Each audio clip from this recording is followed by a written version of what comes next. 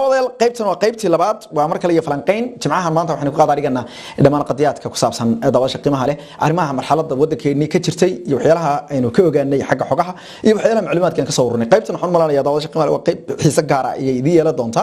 waana qaybta ku saabsan markaasi sida waddankeena inta badan looga shaqaysanayay waa jimci dabcan jimcaha hagaagsan daawadayaal waxa isweydiin mudan aan rabaa inay isweydiin fiican aan ka sameeyno marka la eego marxaladda Soomaaliya ay soo martay ama ay ku jirtay sanadihii ugu dambeeyay dhan kastaba ha noqoto haday tahay dhanka dawladnimada haday tahay dhanka ay tahay dadnimo ay tahay burburka waxa jira dal marka uu burburo dalka ugu ayaan daran ee burbura waxa weeye dalka iyadoo dalka ugu saameynta badan dhinaca darisnimada iyo dhinaca dadnimada iyo dhinaca dhulka iyo dhinaca xuduudaba uu col kula yahay inaad burburto ayaan darada markaasi ugu weyn ee kugu dhici kartaan waa taa waana Soomaali ku dhacday dalka aynu school leenahay xuduudda ugu balaanan leenahay muran dadeed iyo muran aqiideed iyo mid walba inaga la dhaxeeyay ayaan u jabnay runtiina taas waxay keentay saameyn aad xooggan waliba waxa la oran karaa saameynta ay keentay inaga waa tan dhagayna wali ka shaqeynaysa muddana wali ku sii jiri karna hadaynan inagu taageeraysan garaysiguna wuxuu imaanayaa horta qofku marka uu ogaado meesha looga yimid iyo xanuunka looga yimid si kastaba xanuunka kuugu dhaco bedelka aad dawo qaada lahayd xanuunka aad dawo ka qaada lahayd ka waran hadii waxyaalaha lagu yiri iska daa ama ka fogow aad qaadato oo aad cunto xanuunku baa kugu jirada baa kugu saadkaanaysa waa si jilcaysa waa dhul dhac dhul yaal baa noqonaysa dhul yaal marka wadankan markuu burburay wadanka dariska aanu laahayn Ethiopia col baynu hayn dad ahaan baynu col ahayn dawlad ahaan baynu col ahayn mabaadi ahaan baynu col ahayn waxbaynu iskuna haysanayba cadaawadu waa dhowr nooc waxbaynu aad isugu haysan hadda tusaale ahaan dalka la yiraahdo Lebanon salaayir baan rabaa inaan ka soo qaato Lebanon markii dagaalka sokeeye uu ka dhacay toddobaatanaadkii ilaa 80aadkii markii dagaalka sokeeye uu ka qarxay ee uu ka soconayay dalka la yiraahdo Suuriya ayaa wax dal ah oo Carbeed oo xooggan markaasi ku dhawaa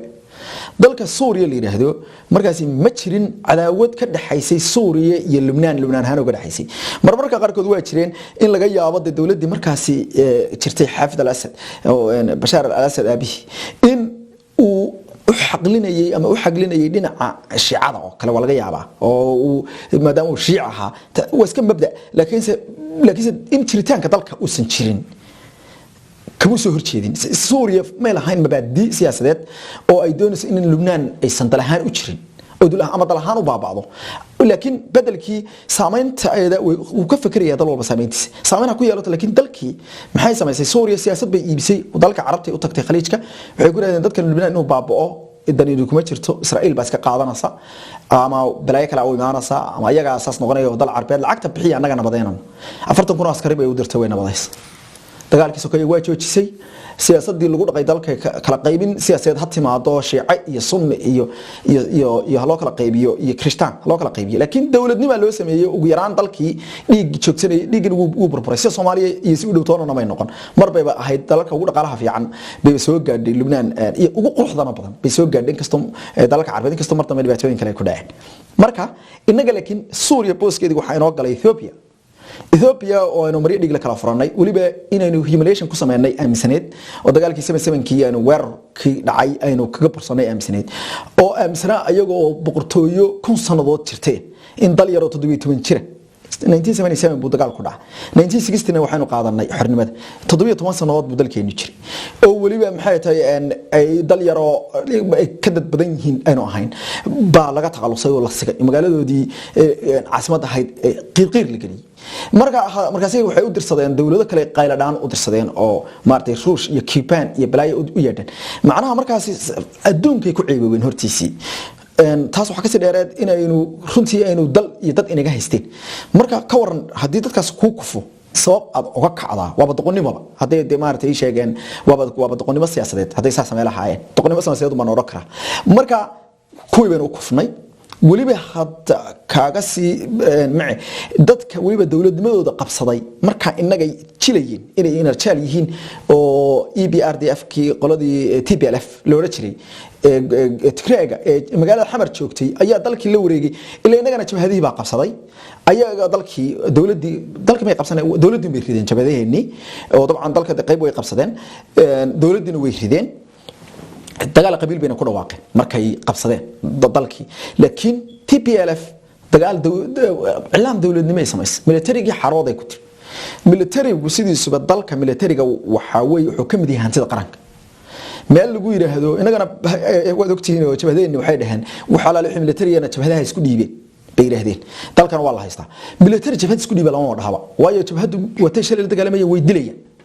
nin military soo dhiibay cornel soo dhiibay waa kii shalay toole dilayay waxbad ku dhufanaya arrintu ba si daraanas militarigu marka dambi kasta uu galo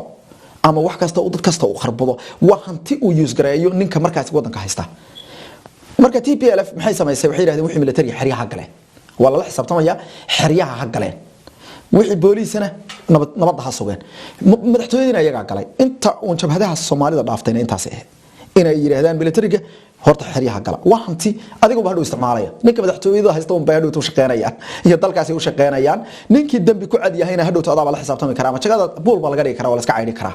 laakiin dalnimada iyo waxa la badbaadinaya qiyamka ayaa ka muhiimsan taas way saagtay si kasta ay noqotaba dawladii khalad kasto ay gashay way dhacday dawladan Afrika saxadirta laga hadlayo ila leeyahay dambiye gashay way tagtay dawladdu waa laga adkaaday saraakiishoodii waa la laayay ayagii qaxoonti bay noqdeen waa la kala buriyay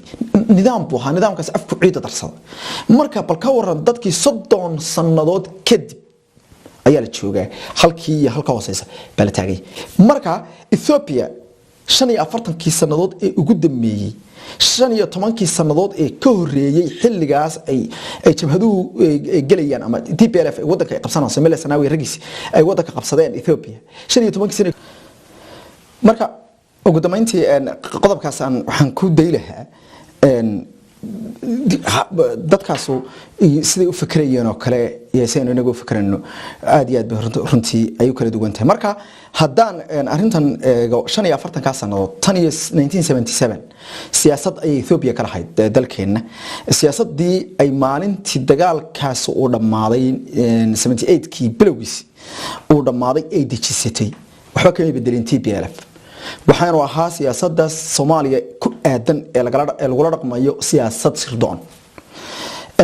macluumaadka waxay muujinayaan in Ethiopia sirdoonkeedu ay go'aamiyaan ajandayaasha siyaasadeed ee laga fulinayo Soomaaliya gabi ahaanba cid kasta oo maamul ahayd hogaamiye kooxeed ahayd jabhada ahayd waxa la dilgareey jiray 45 ka sanadood waxa la dilgareynayay ama la tacaamulayay arrimaha Soomaaliya ku saabsan sarkaal sirdoona ama sirdoonka qaybta militariga ha noqdo ama qaybta booliiska ha noqdo ama mid dharcada ha noqdo hatta siyaasiyiinta maamul goboleedada waxa la xaqiijiyay in lamaha amniga ay hoos ma jireen taas waxay keentay in unugyo iyo xididdo waaweyn ay gudaha Soomaaliya ku samaysteen macluumaadka waxyaalaha aan ku ogaanay waxa kamid ah in dad gaaraya 29,000 oo qof oo Soomaali ah marka laga soo bilaabo Wajaale ilaa iyo Raas Kamboni meesha marka la geeyo waa dhulka Jamhuuriyadda Soomaaliya in ay joogeen ama Somali Republic Jamhuuriyadda leeyahay in ay joogaan 29,000 oo qof oo mushahari ku ariga raacaya siyaasiyiinta wasiirada madaxweynayaasha maamul goboleedada kuwa maxay golaha wasiirada qaarkood inay ku jireen bacdaatay marka halka intaynu aasanahay ina aasan Ethiopia intayna aastay ma dhawe aad bay runtii bay aysan u dhaweyn waxyaalaha xaqooyinka Uganda waxa kamid ah siyaasadii markaa hay'adda sirdoonka Ethiopia gacanta ku haysay ee Soomaaliya aad iyo aad bay isku dhintay inta hadeerta Abiy Ahmed uu yimid way Abiy Ahmed gabihaanba wuxuu xididsiibay qaabkii hore ee siyaasadan isku dhaaban iyo hareyntan cusub ee sirdoonka wadanka uu ka talinayay ogowna sirdoonka laftiisa wuxuu la dhiilgareynayay bulshooyin Ethiopian ama qowmiyadaha Ethiopia oo kamid tahay Soomaalida ku dhaqan Soomaali galbeed oo kamid tahay amxaarada dadka la yiraahdo bal loo adeegsan jiray laakiin masiibada inaga inoo dheereed waxay ahayd dadka ugu badan ee la adeegsanayay inay ahaayeen dad madax inoo ah golaha wasiirada jooga saraakiisha ciidamada kamid ahaa ila qaarkood madaxdii nabad sugidda ayaa la xaqiijinayaa ila xilliga Cabdilaahi Yuusuf inay ahaayeen sirdoon Ethiopian oo la hubo oo la cadeynayo la hubo ila ay dhawaanay soo gaareen oo ay joogan marka waxa isweydiin le marka sirdoonku waa maxay meeqaamku dalka ugu jiro dhawaan waraysiyeedaynu qaadnay waxa kamid ahaa waraysiga Cabdi Xaash Cabdilaahi ka qaadnay dad badan waxa ay ku baraarugeen exactly sida wax u dhaceen markii uu sheegay oo maaragtay waraysigii inkastoo wax badan oo kale uu sheegay oo kamid tahay sidii loo burburiyay heshiiskii maxkamadaha oo ay kamid tahay iyo dawladda Cabdilaaziz waxyaalaha la xaqiijiyay waxa kamid ah heshiiskii maxkamadaha Itoobiya burburisay Ethiopia burburisay oo ka dambeysay oo adeegsanaysay dad Soomaali ah oo madax ilaaxada adeegsanaysay ayaa burburisay waayo Ethiopia waxa u muuqatay in si fudud Soomaalida isku raacday si fudud in Soomaalidii ay isku raacday saxaba kacay Soomaaliduna sideeduba waa dadka revolutionka iyo kacdoonka wax ku leh bal u fiirso dhammaan Soomaalidu waxyaalaha ay guulaha ka gaareen oo dhan kacdoon buu ahaa ilaa Axmed Guri ka soo bilow markii ay dagaalka ay jihaadka ay galeen qaab kacdoon bay Soomaalidu oo diinta daraadeed ay kacdoon u galeen xornimadii daraawish markii la abuurayay ama kacdoon bay ayaguna ka dhasheen oo wadanka waa la qabsaday ka kacay 6 nin baa qayliyay oo ka soo degay berbera saasay bay ku kacaameen ku xiji dawladnimadii iyo SYL kacdoon bay ahayd militarigi markii dambe wadanka qabsaday kacdoon buu ahaa kacdoon shacab buu ka faa'iideystay maxkamadihii kacdoon bay ahaayeen marka Ethiopia taariikhda Soomaaliya sirdoonka Ethiopia wuxuu weeriyay Soomaalida dadka Soomaalida ah waxyaalaha la isku hortaago waxyaalaha la iska hortaago iyo waxyaalaha ay ku kici karaan waana waxyaalaha keenay marka taas waxa markaasi soo baxay in ay wax badan Ethiopia ay inagu xididaysatay marka xididada Ethiopia la soo guro oo maalinba in la siibo muddo dheer bay qaadanaysaa dad badan oo Ethiopia wali u shaqeynaya ayaa wali jooga inkastoo siyaasadda xagga kore ay ka bislaatay oo Ethiopia ay isbedeshay siyaasad ahaan laakiin siyaasadeedii ku aadanayd Soomaaliya هذا تسبدل كموضوع إنه كمل جاري أو حتى هذو كمل جاري هنا كفاية إنه في عنها حتى هذو تمبري حتى إنه كفاية إنه يرون في عن وايد هذا إنه أنت كمل جاري ماذا يكون شرطة مرحلة أبي أحمد ولي أنا أرمها فرقلتي وحى ويرانا يا سيده رمها العجيه مشارات كبل تشوتشي دت كسرتون كا بس عسين تلا سيشري الصومالي ده بل تشوتشي إما شهودي السبب اللي يريي إما شيء كلا أسكرتي إثيوبيان كذي تراكشي مربى قبل ما تشري يجي لسه شيء تشري العقد يهبكو كين تشري بل يريي أنت هذا حتى كفاية إنه إنه isku tiirsanaano wadankeena adkaysano ciidankeena soo ceshano inagu hay'adeena nisad dhisano inagu kor u qaadno Soomaalidu is saamaxdo taadhow xitaa iska cili kartaa ama laba ka hortagi kartaa oo sirdoon la dagaalamaya sameysan kartaa marka hay'adda sirdoonka horta waa hay'adda dalka ugu muhiimsan adduunka oo dhan marka la fiiriyana qofka madaxa sirdoonka iyo madaxda sirdoonku waa laf dhabarka dalka Mareykanku shantii dagaal ee ugu dameeyay ee uu galay shantaba wuxuu ku galay jaangooyin hay'adda intelligence community la yiraahdo marka laga soo bilaabo kuuriyooyinka ama saa loo fiiriyo ujeedka ugu weyn ee dagaalka Mareykanku galay iyo warbixintii loo keenay madaxdii Mareykanka iyo madaxweynihii Mareykanka waqtigaas marka la fasiro wuxuu had dagaal qaaday sirdoonku dhaqaalaha dalka sahanka dalka amniga dalka amniga madaxweynaha dadka amniga khatarta ku ah iyo siyaasadda inta way ka shaqeeyaan inta way iyaga jaangooyay dagaalkii Vietnam baa ku xigay dagaalkii Vietnam wuxuu ahaa dagaal mabda uu ahaa dagaal dhaqaale isagu maahay laakiin dagaal dhaqaale isagu kama marnayn laakiin mabda baa ugu weynaa oo in ay kooxdii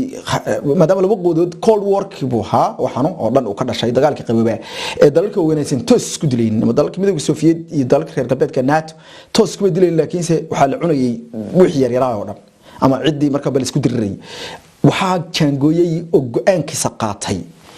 sirdoonka Mareykanka intelligence community waa maxay sababta u qaateen danaha amniga qaranka Mareykanka maxaa ku xigay dagaalkii first waxa la yiraahdo first war Gulf first war ama dagaalkii koobaad ee Gulfka ama gacanka ee Iraq lagu qaaday isaguna muxuu ahaa ujeedkiisa muxuu ahaa ujeed dhaqaalo waxa la yiri sirdoonka Mareykanka waxay yiraahdeen Kuwait hadduu Saddam Hussein qabsaday hadeen u dayno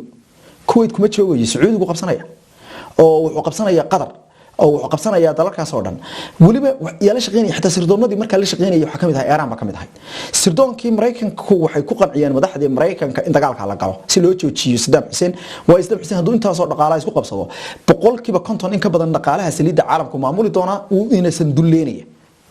ودقال قال سردون كجوان كسلها مدحونه حكم قبكره ودلك الدنيا جوا وده بدن وحين صار وصو قاضانا يا حكم مدحضة أمريكان كان مدحونه أمريكا يا وطلية سردون كأمريكا وطلية مركا أي تمادو ما دام إنك الدولة نمدي إنك هذي ودبعته بدن نقول عادي وحين نقرأنا إن ما قام كقف كسردون كقرن كمدحضة كأوليه وقف كوجود بدن الدولة مركز ilaa inta xilka laga qaadayo shakhsi ka awood badan ma jiro madaxweynaha haduu u yimaado ku yiraahdo waa lagu dilayaa caawa hadaadan diyaarad goosan oo Nairobi u cararin waa inuu sameeyaa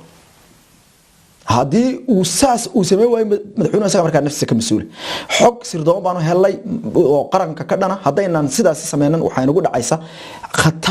khatar weyn baa inagu dhacaysa dalkeena ku dhacaysa dhaqaalahan oo siyaasad ahaan ama caalamka saan inoo arkayo waa inuu madaxweynuhu sidaas fuliyo maxaa loo baahan yahay marka hore la xulanayo qofka sirdoonka in marka hore laga fiirsado shakhsigu inuu noqdo shakhsi dalkiisa ka jecel naftiisa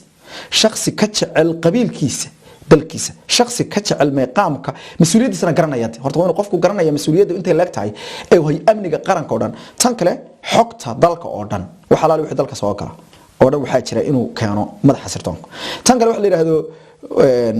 waxa la yaabnahayd oo aan daawaday waraysiga laga qaaday Sambelush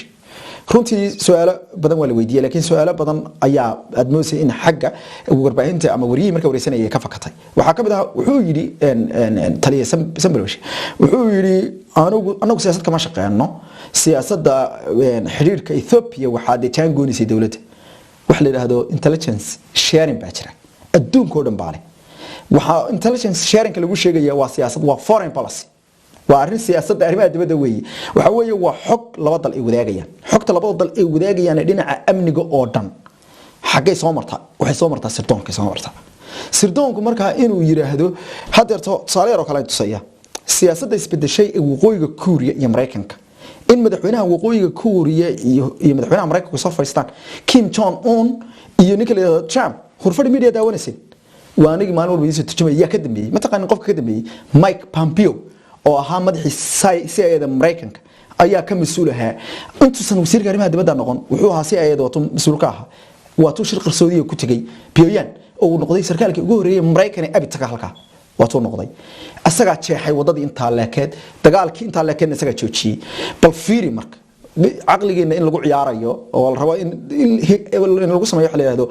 maartay sheegeen in maskaxdeena la hijaageeyo oo in la duufsado baladooniya waxaana laga faa'iideysanayaa da'yarta maadaama dad da'yar aynu badannahay oo 30 jir 35 jir ilaa iyo dadka hadarta media aad ugu xidhan ee 20 jir iyo 18 jir u dhaxayaan waxa loo geeyay dawladnimo aqoon wax walba lagu deeyaa waxa la oranayaa annagu cilqaad labanihi dalalka shisheeysan cilqaad wala yaaka anu askari baanahay askari ma ninka madaxda ka ah laanta sirdoonka inuu askari noqdo khasama inuu aqoon dambi baadhiseed leeyahay misir doon inuu leeyahay aqoon yaani psychology psychiatric inuu leeyahay waa sax in uu leeyahay fikir iyo shakhsinimo adayga waa sax wadaninimadiisu inay biyo dhigtana waa sax laakiin se kuma xidhnaa askari noqotay amarkana waxa badan inta asagu amar bixiyo inta asagu xog keeno xogtii golaha wasiirada la geeyay iyo tii madaxweynaha loo sheegay meesha inaynu u qaadano maaha sanahan ama ujeedkeenu maaha inaga inaynu madaxweynaha aynu leenahay madaxweynuhu arinta nadiif ka ah waliba madaxweynaha waxa mas'uuliyadiisu ahayd waxa loo sheegay inuu iska shaandheeyo way laakiin sidoo waxay ku xidhantay kalsoonida uu ku qabay ninka uu magacaawday amniga qaranka uu gacanta u galiyay wadanka oo dhan wadanka dagaalkiisa oo dhan waxa declare gareey karo ku dhawaaqi kara madaxweynaha marka uu intuu media yimaado booro kara wadanka Soomaaliya dagaal buu kula jiray Ethiopia ama Kenya laakiin yaa garab taagnaanaya oo warqada u soo qoraya oo keenaya xogta lagu dagaalamayo dhan ninka dagaalka si rasmiga ugu dhawaaqay waa ninka amniga ama intelligence ama qaybta sirdoonka qaranka ninka madaxda ka waayo isaga wuxuu keenaya dhibaatada wadanka ku soo socota faragelinta wadanka lagu hayo hadii aan dagaal la qaadin waxyaalaha imaa kara hadii la qaado waxyaalaha kale imaa kara hay'adiisa ayaa daraskaas oo dhan ka damaysa ama waxa soo daraska ka damaysa ugu dambeyn marka aynu fiirino waxyaalaha hadeerta maanta wadankeena jira oo dhan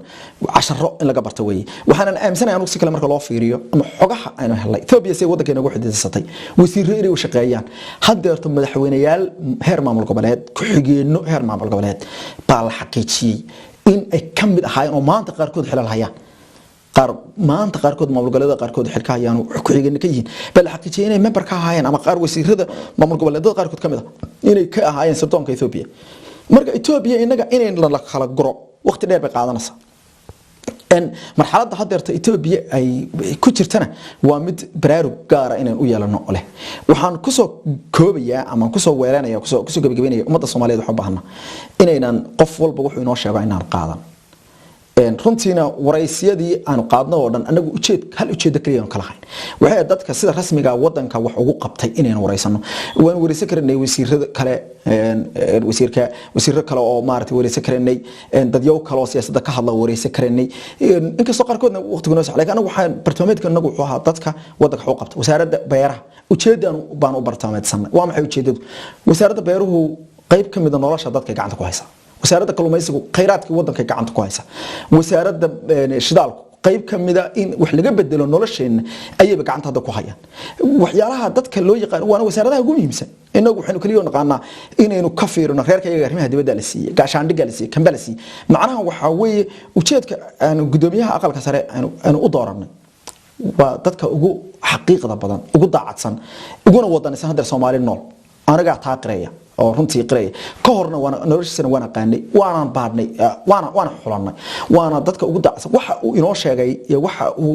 ka sheegay xilligii maxkamadihii aad iyo aad bay muhiim u ahayd anuma garanayo muhiimad badan oo ku jirtay arintan qalbi dhagax oo muhiimad badan ba ma lahayn waayo qalbi dhagax waana nool yahay oo waa ka waxaadir kumanaan kun oo qof ba Itoobiya dishay boqolaal baa loo dhiibay jidka qaar ayagoo si socda lagu dilay kuwii laga dhiibay Puntland iyo Somaliland iyadoo aan la gaarsiin xabsiyada la dilay qaarkood oo rag baaba dhintay kuwii jeelugaadeen waxay ka dhacayeen arkanay masiibada ka dhacday dadka waxa lagu sameeyay dadka Soomaalida dad baa guryahoodii reerahoodii la kala kixiyay isagu waaba nool yahay waaba xaadir oo waaba kan maalin walba magaalada ka digaya maalin walba diyaarad buu saaran yahay si kastaba dhaqaalaha ku helo laakiin waxa uu muhiimadda waxa weeye muhiimadda inay runta ogaano xaqiiqda inay ogaano xaqiiqda iyo dawladnimadana waxaan u baahanahay maanta sirdoonka qaranka Soomaaliya maanta waxa mas'uulka Faad Yaasin wax kastaba ha lagu doorto annagu hadda hal mid kaliya la gudboon waxa uu qabto kaliya inuu la socono sirdoonku waa hay'adda ugu muhiimsan ama mas'uulka ugu muhiimsan ee qaranka gacanta ku haya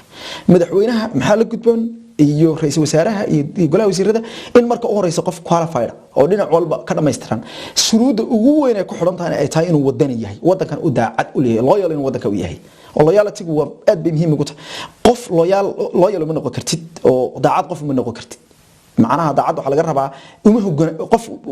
qofka waynaad u hogaansanato madaxweynaha waynaad la shaqeyso oo hogaanka maamulada ka dhaxeeya laakiin loyal dalka u noqon kartaa madaxweynaha waynaad honest u noqotaa oo daacad la shaqeysa ama shaqada u gudanayso inay sax tahay waaye laakiin waynaad dalka go'aanka ugu dambeeya aad yeelata madax badan oo caalamka ka tirsan waxa ka taqlusay sirdoonkooda baa dilay madaxweynayaal bataliyashooda sirdoonku dilay markaasaysan ayagu jagadii qabsan jagadii dad kale ama wadankii doorasho ka dhacday ama militariga u dhiibeen sababtoo ah waxay u arkaan inuu trade ku yahay national sovereignty ama uu dalnimada uu khatar ku yahay ama uu wadanka kala jarayo ama wadanka u dhibaato u keenayo intaas aan ku soo gabagabeeyo waxaan rabaa inaad faaladiinu ay noqoto mid ku qotonta in aad baaritaano sameysaan sirdoonku waa hay'adda ugu miisan wadanka ilaa hadeerta waxyaalaha ay tahay inaynu ka wada shaqeyno dhamaanteed inay noqoto inaynu ogaano bal waa maxay saameynta wali Ethiopia ee gudaha wadankeena ku leedahay ma naga tirtirantay waa maxay dadka la shaqeeya waa kuwa la shaqeey jiray waa kuwa laba canlayaasha ahaa laba kaarlayaasha marka haday wali qaarkood inagu sii dhex jiraan si aan u ogaano hadhow tan la soo jiro intaas aan ku soo gabagabeynaya tan iyo inta saarkii doona daawashayna qiimaha leh amaan Allah